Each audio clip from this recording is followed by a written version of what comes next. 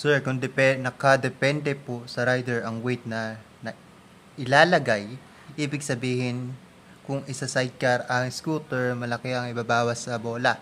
Mas magaan, mas mahahatak nga ang sidecar. Tama po ba? Tama, dahil siyempre kapag mas mabigat ang load ng motor, mas kailangan niya ng mas mataas na RPM. So kapag ginaanan mo yung bola, ibig sabihin mas tataasan mo pa yung RPM ng motor mo, no, sa CVT mo. Hindi lang din naman sa bola lang, kasi pwede ka rin naman maglagay ng center spring. Kasi ang center spring is parang pinapagaan din niya yung bola. Yan. So, siguro, adjust na lang, tono-tono lang, kasi bukod sa sidecar, magkakaroon pa ng sakay yung sidecar, and then kung merong mga daan na pataas sa inyo, doon medyo may hirapan. Kaya kailangan medyo mas pataas yung RPM. Gaanan bola o kaya center spring.